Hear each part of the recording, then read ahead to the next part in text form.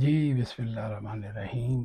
خواتین و حضرات اور دوستو، آج آپ ہمارا روپ ٹی وی کینیڈا پاکستان کا یہ پروگرام دیکھ رہے ہیں. اس میں آج ہم بات کریں گے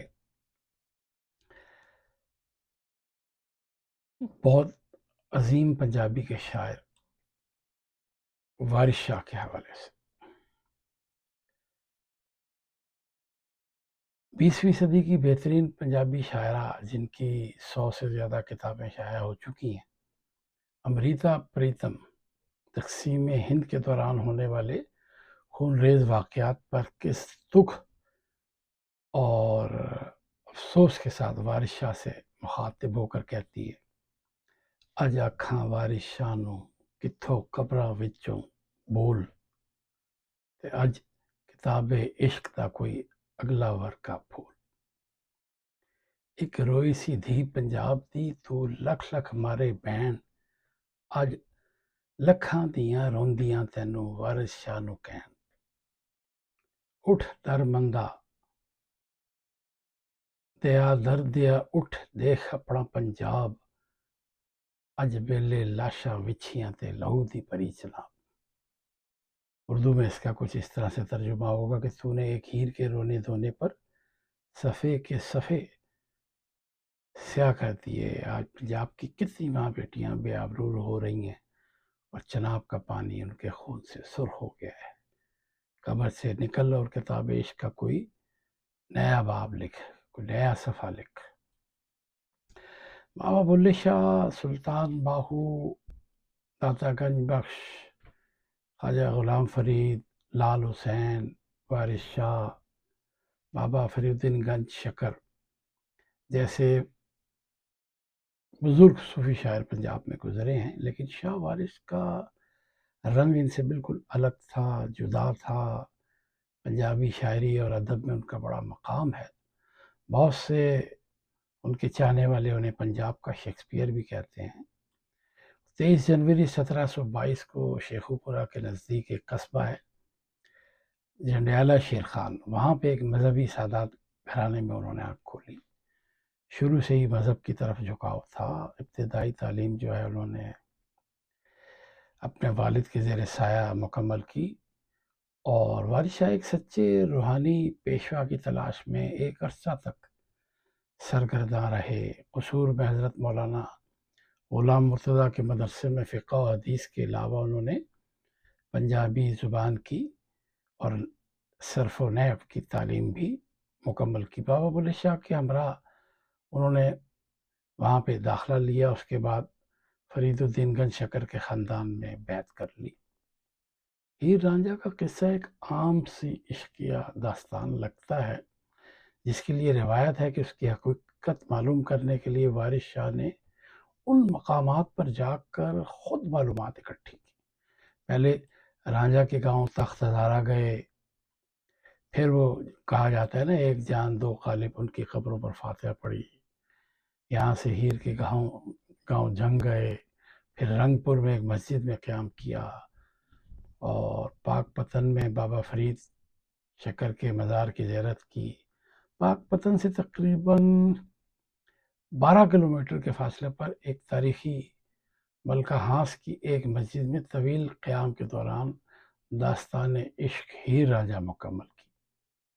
ان کے اشعار میں جا بجا مسجد کی زینت بنے ہوئے ان کے اشعار جو ہیں، یہ عشق حقیقی یہ تھا جس نے ہیر کے اعجازی کردار کو تخلیق کیا، جو ہیر رانجھا کے بجائے بعد میں ہیر وارث شاہ کہلائی اور دوستوں کو دعوت فکر بھی تھی.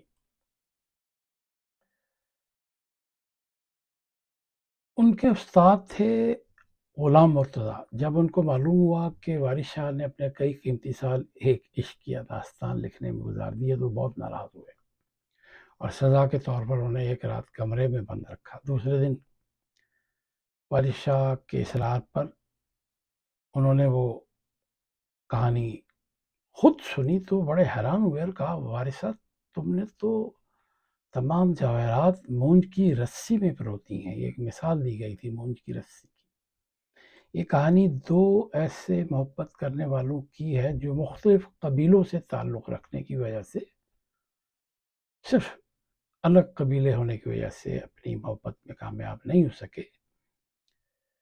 ذہین اور حسن و جمال میں یکتا ہیر جھنگ کے ایک امیر نواب راجپوت قبیلے سیال سے تعلق رکھتی تھی، جبکہ خوبرو دلیر جوان رانجھا کا جٹ قبیلے رانجھا سے تعلق تھا۔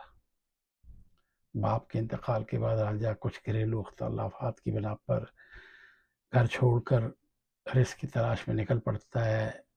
وہی افسانوی کہانیاں کے جنگلوں بیابانوں میں بانسری بجاتا جھنگ پہنچ جاتا ہے۔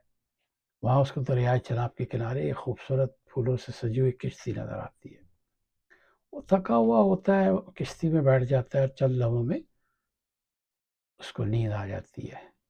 کچھ دیر کے بعد ہیر اپنی سہیلیوں کے ساتھ جب واپس آتی ہے تو کشتی میں ایک اجنبی کو دیکھ کر غصے میں لال پیلی ہو جاتی ہے۔ رانجھا کو اٹھایا جاتا ہے اور تیش میں آ کر اس کو بہت برا بھلا کہا جاتا ہے، لیکن جب اس کی نگاہیں رانجھا سے ٹکرائیں تو ہیر کا انداز ہی بدل گیا۔ رانجھے کو اپنے ساتھ گھر لے کر آئی اور اپنے والد سے کہا کہ اس کو مویشی چرانے کے لیے نوکر رکھ لیا جائے۔ باپ نے اس کو نوکر رکھ لیا۔ اس کے بعد کہا جاتا ہے کہ ان دونوں کی محبت پروان چڑھی اور وہ پھر ملنے لگے، لیکن ہیر کے چچا نے، جس کا نام کیدو تھا، ان کی راہ میں رکاوٹیں ڈالنا شروع کی اور اس کے یعنی اپنے بھائی کو اکسایا کہ ہیر کی شادی کر دی جائے۔ تو پھر اس کے باپ نے زبردستی ہیر کی شادی ایک سیدو قوم کے ایک لڑکی کھیڑا سے کر دی اور رانجھا کو نکال باہر کیا۔ کچھ عرصے کے بعد کچھ ایسے حالات ہوئے کہ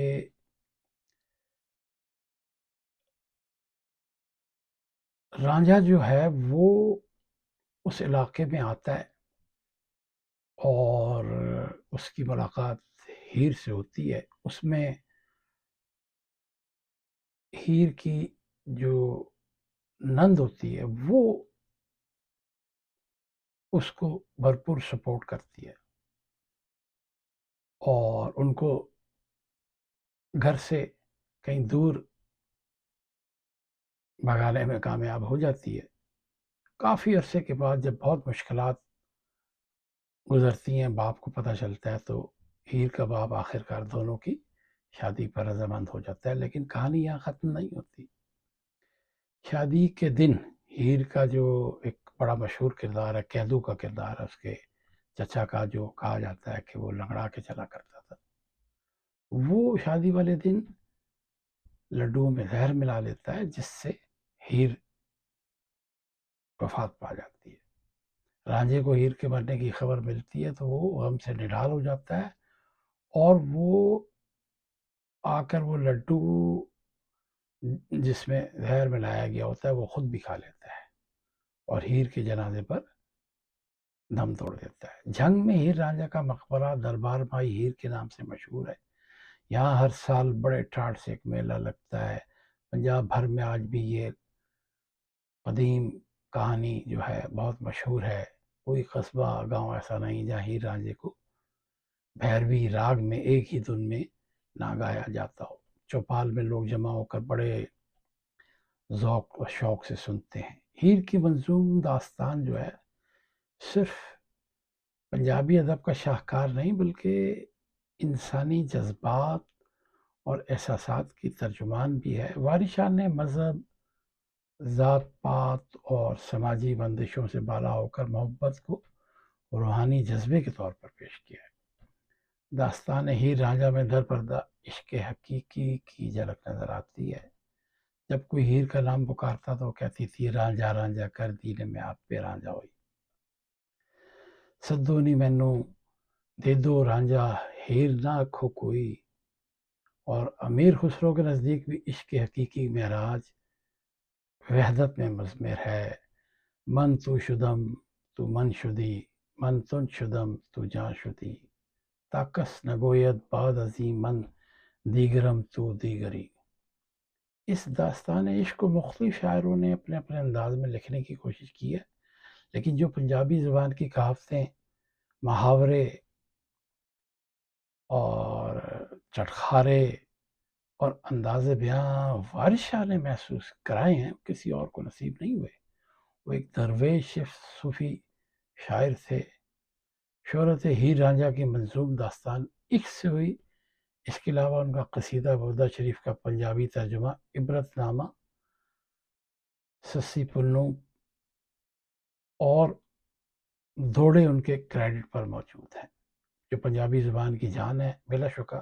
بلا شبہ پنجابی زبان و ادب کو وارث شاہ کے کلام نے بڑی وسعت دی ہے۔ وارث شاہ اپنی عمر بھر کی کمائی اپنے چاہنے والوں کے لیے 1798 میں چھوڑ کر چلے گئے اور جنڈیالہ شیر خان میں پیوند خاک ہوئے۔ آج بھی ان کا خوبصورت مزار مرجع خلائق ہے، اور ہر سال جشن وارث شاہ کے نام سے 23 سے 25 ستمبر کو، جو پچھلے دنوں گزرا ہے، میلہ لگتا ہے۔ 3 روزہ تقریبات منعقد ہوتی ہیں، جن میں نظر نیاز، تلاوت قرآن مجید اور قوالیاں ہوتی ہیں، اور ہیر وارث شاہ پڑھنے کا مقابلہ بھی ہوتا ہے۔ تو وارث شاہ کو چونکہ پنجاب کا شیکسپیئر کہا جاتا ہے، انہوں نے ایسے پنجابی ادب میں تحریریں دی ہیں جو پنجابی ادب میں ہمیشہ یاد رکھی جائیں گی۔ ہم نے آج اس حوالے سے جو گفتگو کی، اس کے لیے ہم جناب علامہ حسن جعفری صاحب کے بھی بڑے مشکور ہیں، جو ہمیں بہت ساری معلومات سے آگاہ کرتے ہیں، بہت شکر گزار ہیں۔ اور حاضرین، سامعین، ناظرین سب کو توقع ہے کہ یہ مضمون پسند آئے گا۔